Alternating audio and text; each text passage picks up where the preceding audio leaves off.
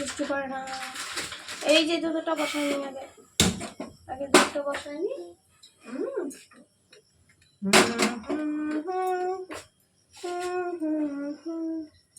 দুধটা বসে গেছি। বন্ধুরা গুড মর্নিং, সুপ্রভাত। আপনারা সবাই কেমন আছেন?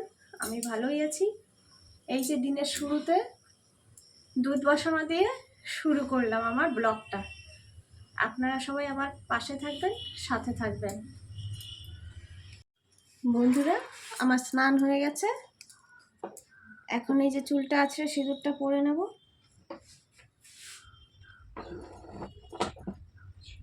ছেলেটা ঘুম থেকে উঠে গেছে।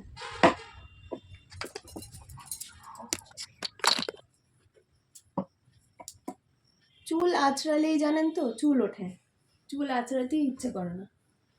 যতবার চুল আঁচড়াবো ততবার চুল উঠবে।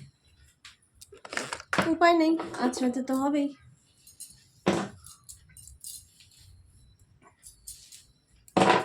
আমার অনেক চুল ছিল জানেন তো, 2 হাত দিয়ে মুঠো করে ধরতে পারতাম না। আমার মা নইলে আমার দিদি শ্যাম্পু করে দিত, আমি শ্যাম্পুও করতে পারতাম না, এত চুল ছিল।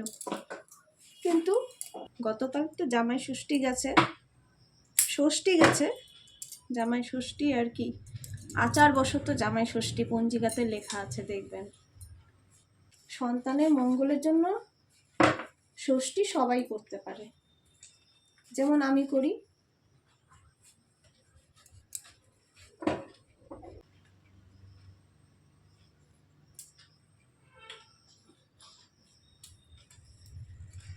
এসলিন নয়, এটা টেন্ডার কেয়ার।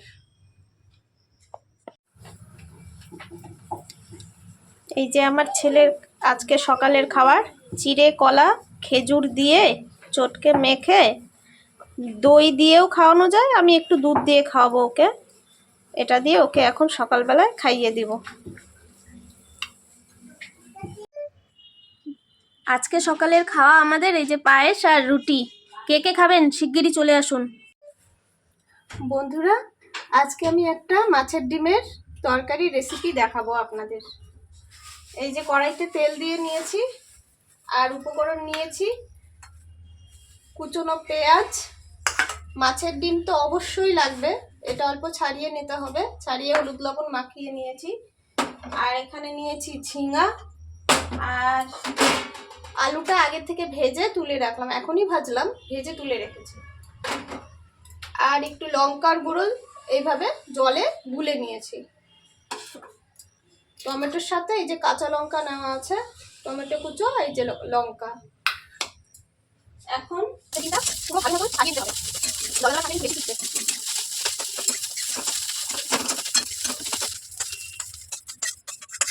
তেল দিয়ে দিয়েছি, তেলটা গরম হয়ে গেছে। কালো জিরে নিয়েছি, দিয়ে দিলাম।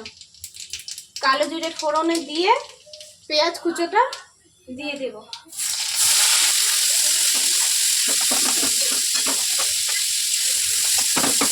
গুলাবি রং করে ভাজা হয়ে গেছে, এখন এখানে দিয়ে দেব ঝিঙা।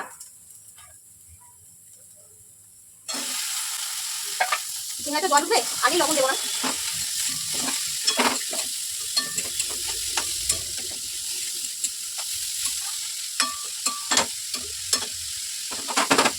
একটু এটা ঢেকে দেবো।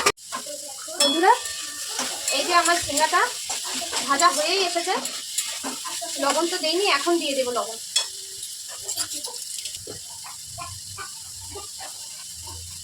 লবণটা বুঝে দিতে হবে, কেননা আলু ভাজাতেও লবণ আছে। ঝিঙাটা প্রায় ভাজা হয়েই গেছে, এখন দিয়ে দেবো আমি আলু।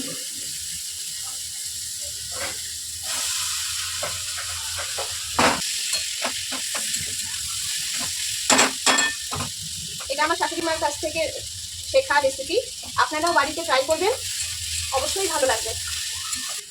টমেটোটা আর এই যে লঙ্কা দিয়ে দিচ্ছি। যদি মনে করেন আলুটা আগে ভেজে রাখবেন না, একসাথে ভাজবেন, তবুও ভাজা যাবে। আগে আলু দেবেন, ঝিঙাটা পরে দেবেন। পেঁয়াজ টমেটো দিয়ে আলুটা ভাজা হয়ে গেলে তারপরে ঝিঙা দিয়ে টমেটো দিয়ে একসাথে ভেজে নেবেন। এটা দিয়ে একটু নাড়াচাড়া করে এভাবে ঢেকে দেবেন, যাতে টমেটোটা একটু মজে যায় ভালো করে। এই যে টমেটোটা দেওয়ার পর আমার ভাজা হয়ে গেছে, মাঝখানে আরেকবার নেড়ে দিয়েছিলাম, ঢাকা দিয়ে ঢাকা তুলে নিয়ে আবার নাড়ছি। এখন দিয়ে দেবো মাছের ডিম,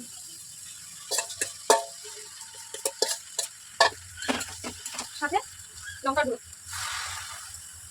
সবগুলো একসাথে মিশে গিয়ে লঙ্কার গুঁড়োটার সাথে অ্যাডজাস্ট হয়ে যায়, কষানোটাও হয়ে যায় ভালো। বন্ধুরা এটা এখন ঢাকনাটা তুলে দেখবো। এখানে দিয়ে দেবো জল।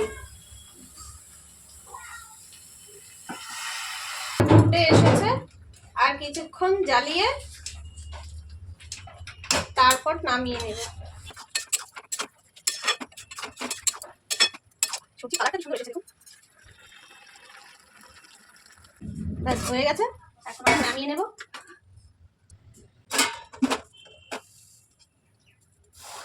কি সুন্দর হয়েছে, আপনারা এটা বাড়িতে অবশ্যই ট্রাই করবেন, তারপরে আমাকে কমেন্টসে জানাবেন খেতে কেমন হয়েছে।